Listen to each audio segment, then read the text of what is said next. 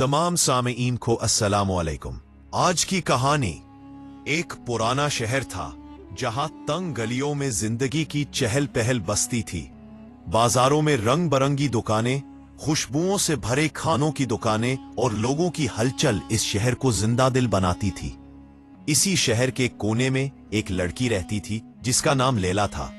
लैला कोई मामूली लड़की नहीं थी। उसके हुस्न में एक ऐसी कशिश थी कि जो उसे देखता उसकी आंखें पलटने से इनकार कर देती। उसकी आंखों में आसमान का सुकून और उसके चेहरे पर चांदनी की चमक थी। लोग उसे देखकर कहते, ये लड़की कोई किस्मत है, जो उसे पाले वो दुनिया का बादशाह बन जाए। लैला की खूबसूरती की शोहरत शहर के हर गली कूचे में फैल चुकी थी। जवान लड़कों से लेकर बूढ़े ताजिरों तक हर कोई उसे एक नजर देखने की ख्वाहिश रखता था। लेकिन लैला हमेशा एक पुरस्कार मुस्कुराहट के साथ खामोश रहती। वो अपने घर के एक छोटे से सहन में रहती थी, जहां वो अपनी माँ के साथ सादा जिंदगी गुजारती थी। उसकी माँ एक सादा औरत थी जो अपनी बेटी के हुस्न से ज्यादा उसके किरदार की फिक्र में रहती थी। लेकिन लैला की मुस्कुराहट में एक राज छुपा था, जैसे वो कोई ऐसी बात जानती हो जो शहर के बाकी लोगों से पोशीदा थी। शहर के एक मोहल्ले में एक नौजवान रहता था जिसका नाम इमरान था। इमरान एक मेहनती और ईमानदार लड़का था जो अपने वालिद अहमद के साथ एक छोटी सी दुकान चलाता था। वो दिन भर दुकान पर काम करता और शाम को अपने दोस्तों के साथ गपशप लगाता। एक दिन जब वो बाजार से गुजर रहा था, उसकी नजर लैला पर पड़ी। लैला अपनी माँ के साथ कुछ खरीदारी कर रही थी। इमरान की सांसें रुक गई। उसने अपनी जिंदगी में कभी ऐसी खूबसूरती नहीं देखी थी। लैला की आंखों में एक ऐसी गहराई थी कि इमरान खुद को उसमें डूबता हुआ महसूस करने लगा। घर वापस आने के बाद इमरान ने अपने वालिद से कहा, अब्बा जान, मैंने एक लड़की देखी है। उसकी आंखों में आसमान का सुकून है और चेहरे पर चांदनी की चमक। मैं उससे निकाह करना चाहता हूँ। अहमद ने अपने बेटे की बात सुनी और मुस्कुराते हुए कहा, बेटा, अगर वो तेरी पसंद है तो चलो उसे देखते हैं। अगर वो वाकई इतनी अच्छी है जैसा तो कह रहा है तो वो मेरी भी पसंद होगी। दोनों बाप बेटे लैला के घर गए।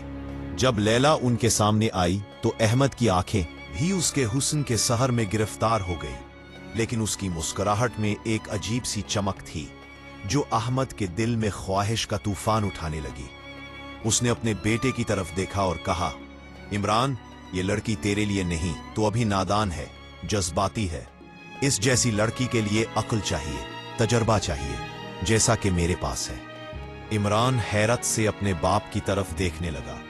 उसे यकीन नहीं आया कि उसका बाप, जिसने उसे हमेशा मोहब्बत और रहनुमाई दी थी, अब उसके ख्वाब को छीनने की बात कर रहा था। अब्बा, ये नाइंसाफी है, इमरान ने गुस्से से कहा। मैं इससे मोहब्बत करता हूं, तुम्हारे दिल में होश जागी है। दोनों के दरमियान झगड़ा शुरू हो गया। बात इतनी बढ़ गई कि मामला कोतवाल तक पहुंच गया। कोतवाली अफसर, जिसका नाम रहीम था, रहीम अपनी ताकत और ओहदे के घमंड में हर वक्त मुस्त रहता था। उसने बाप बेटे की बात सुनी, माथे पर हाथ फेरा और कहा, यह मामला तो लड़की ही हल कर सकती है, उसे बुला लाओ, फैसला वो ही करेगी। जब लैला थाने में आई तो रहीम की आंखें भी उसके हुस्न के जादू में गिरफ्तार हो गई। उसने अपनी ताकत और ओहदे का घमंड भूलकर कहा, अफसोस, तुम दोनों नालायक हो। ये लड़की किसी बड़े आदमी के लिए है, जैसा कि मैं हूं। अब मामला 3 लोगों के दरमियान झगड़े का बन गया। इमरान, अहमद और रहीम सब लैला को अपना बनाने की ख्वाहिश में एक दूसरे से उलझड़ पड़े। थाने में हंगामा बर्पा हो गया और बात शहर के वजीर तक जा पहुंची। वजीर का नाम खालिद था, जो शहर के सबसे बाअसर लोगों में से एक था। उसके महल नमा घर और दौलत की वजह से वो हर वक्त अपने आप को सबसे बरतर समझता था। जब लैला को उसके सामने पेश किया गया तो उसकी आंखों में भी वही चमक आई जो बाकी सबकी आंखों में आ चुकी थी। उसने अपनी ताकत और इज्जत का गुरूर दिखाते हुए कहा, यह शहजादी तो सिर्फ वजीरों के ख्वाबों में जचती है और वो वजीर मैं हूं। अब झगड़ा 4 लोगों तक फैल चुका था। मामला इस कदर बिगड़ गया कि उसे शहर के सबसे बड़े ओहदेदार यानी अमीर शहर के पास ले जाया गया। अमीर शहर, जिसका नाम फारूक था, शहर का सबसे ताकतवर और दौलतमंद शख्स था। उसका महल शहर के वस्त में एक अजीमुशान इमारत थी, जहां हर तरफ ऐशो इशरत की चमक दमक नजर आती थी। जब लैला को उसके सामने लाया गया तो उसकी जुबान बेख्तियार बोली, ये हुस्न तो सिर्फ शाही महल का हक है और मैं उस महल का मालिक हूं। अब पांचों मर्द इमरान, अहमद, रहीम, खालिद और फारूक एक ही लड़की के लिए झगड़ रहे थे। हर एक अपने ओहदे, दौलत या जज्बे का दावा करता था, लेकिन लैला खामोशी से मुस्कुराती रही, जैसे उसकी पलकों में कोई राज छुपा हो। उसकी मुस्कुराहट में एक अजीब सी गहराई थी जो देखने वालों को और भी दीवाना बना देती थी। आखिरकार लैला ने खामोशी तोड़ी। उसकी आवाज में एक ऐसी मिठास थी कि सब खामोश होकर उसे सुनने लगे। उसने कहा, तुम सब मेरे लिए झगड़ रहे हो, क्या तुम सब मुझे हासिल करना चाहते हो? पांचों ने एक साथ कहा, हां। लैला ने मुस्कुराते हुए कहा, तो फिर मेरे पीछे दौड़ो, मुझे पहले पकड़ ले, मैं उसी की हो जाऊंगी। ये सुनते ही लैला दौड़ पड़ी। उसकी रफ्तार ऐसी थी जैसे हवा का झोंका। जमीन पर गर्द उड़ने लगी। वो शहर की गलियों से निकलकर पहाड़ों की तरफ भागी। पांचों मर्द उसके पीछे दौड़े। इमरान अपनी मोहब्बत के जज्बे में, अहमद अपनी ख्वाहिश की आग में, रहीम अपनी ताकत के घमंड में, खालिद अपने ओहदे के जाम में और फारूक अपनी दौलत के नशे में।